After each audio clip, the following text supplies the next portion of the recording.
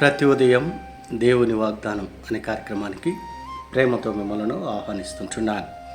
ఈ ఉదయకాల సమయంలో దేవుడు మన కొరకు ఏర్పాటు చేసినటువంటి వాక్య భాగము 2వ దినవృత్తాంతాల గ్రంథము 33వ అధ్యాయము 13వ వచనాన్ని ధ్యానించుకుందాం. 2వ దినవృత్తాంతాల గ్రంథము 33వ అధ్యాయము 13వ వచనాన్ని ధ్యానించుకుందాం.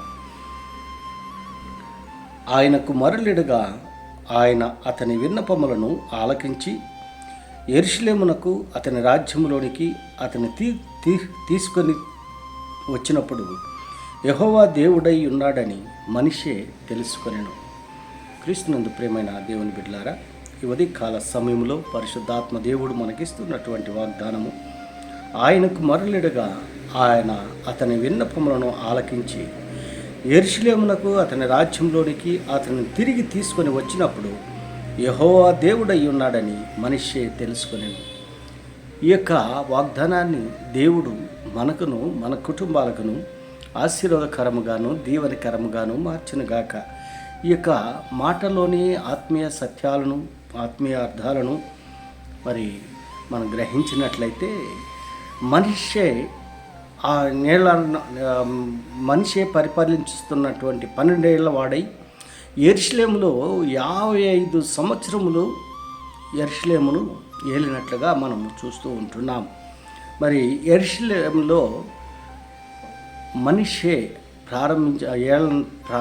పరిపాలించటము ప్రారంభించినప్పుడు దేవుని సన్నిధిలో మనిషే ప్రార్థించినప్పుడు మనిషి యొక్క ప్రార్థన దేవుడు ఆలకించినట్లుగా ఇక్కడ మనం చూస్తుంటున్నాం. ఎలాంటి పరిస్థితుల్లో మనిషే ఉంటున్నాడు అనేది మనం గమనించినట్లయితే 12వ వచనంలో అతడు శ్రమలో ఉన్నప్పుడు తన దేవుడని యెహోవాను బతిమాలుకొని తన పితరులైన దేవుని సన్నిధిని తన్ను తాను బహుగా తగ్గించుకొని ఆయనకు మరలిడగా. ఇక్కడ మనం గమనించినట్లయితే ఆయన రాజు అయినప్పటికీ తన్ను తాను తగ్గించుకొని దేవుని సన్నిధిలో ప్రార్థన చేస్తూ ఉంటున్నాడు. ఎందుకు శ్రమలో ఉంటున్నాడు? శత్రువుల యొక్క సమూహము ఆయన చుట్టుముట్టినప్పుడు ఆ యొక్క శ్రమల్లో నుండి విడిపించాలని ఆయన పితరులైనటువంటి అబ్రహాము, ఇస్సాకు, యాకోబుల దేవుణ్ణి ఆయన ప్రార్థన చేస్తున్నట్లుగా ఇక్కడ మనం చూస్తూ ఉంటున్నాం. 11వ వచనంలో, కాబట్టి యెహోవా అశ్షూరు రాజు యొక్క సైన్యాధిపతులను వారి మీదకి రప్పించును. మనిషి తప్పించుకొని పోకుండా వారు అతన్ని పట్టుకొని గొలుసులతో బంధించి అతన్ని బబులోనుకు తీసుకొని పోయేది.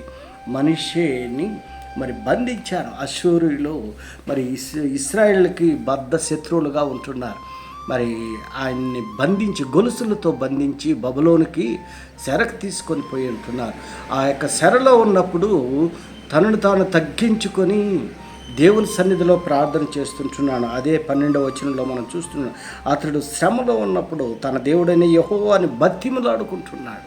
తను తగ్గించుకొని బ్రతిమలాడుకుంటున్నాడు. 12 సంవత్సరముల వయసులోనే ఇశ్రాయేలుకు రాజుగా మనిషే ఉంటున్నాడు. అయితే దేవుడు అంతగా హెచ్చించాడు. ఎందుకు ఈ యొక్క శ్రమ అశ్షూరీయుల చేత బంధింపబడ్డాడు అనేది మనం పైభాగంలో గమనించినట్లయితే 7వ వచనంలో, ఇశ్రాయేలీయుల గోత్రము స్థానములన్నిటిలో నేను కోరుకొనిన యెరూషలేమునందు నా నామము నిత్యము ఉంచెదను.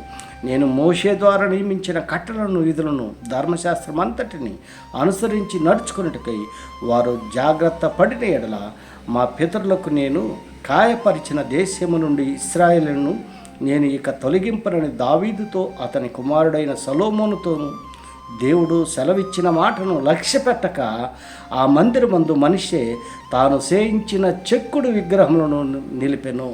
మనిషి చేసినటువంటి తప్పిదము, మనిషి చేసినటువంటి పాపము, దేవునికి వ్యతిరేకంగా జీవించాడు. పితరులు అయినటువంటి వారికి వ్యతిరేకమైనటువంటి కార్యాలు చేశాడు. అతడు చేసినటువంటి పాపం ఏంటనగా చెక్కుడు బొమ్మలను నిలబెట్టాడు. అందుకే దేవుడు మనిషి పైన కోపగించుకున్నట్లుగా ఈ యొక్క మాటలను బట్టి మనము అర్థం చేసుకోగలం.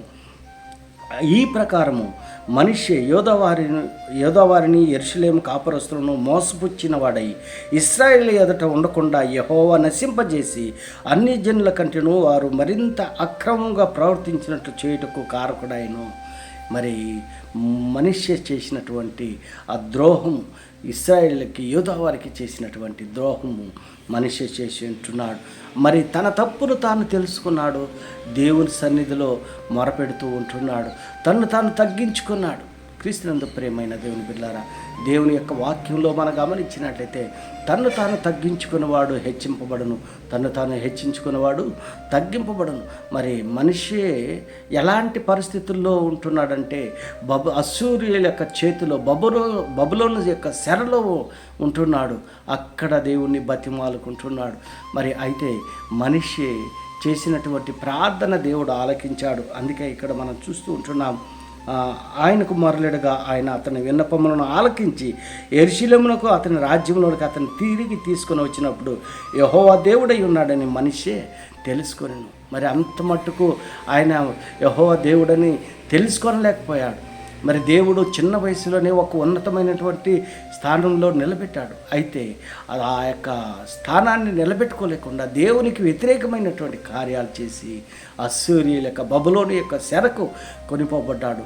ఆ చెరలో ఉండి దేవుడిని ప్రార్థించినప్పుడు మనిషి యొక్క ప్రార్థన దేవుడు ఆలకించాడు. క్రీస్తునందు ప్రియమైన దేవుని బిడ్డారా, కొన్ని సందర్భాల్లో దేవుడు మనల్ని ఎంతగానో హెచ్చిస్తూ ఉంటున్నాడు.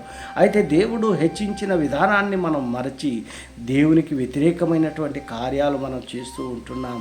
మరి అలాంటి పరిస్థితుల్లో మనము తగ్గించుకొని దేవుని సన్నిధిలో మరి ప్రార్థించినప్పుడు దేవుడు మన ప్రార్థన ఆలకిస్తాడని ఈ కొద్ది మాటల ద్వారా నేను హెచ్చరిక చేస్తుంటున్నాను. దేవుడి యొక్క మాటను మరి ఎక్కువగా మీకును మీ కుటుంబాలను ఆశీర్వాదకరంగాను దీవెనకరంగాను మార్చినగాక.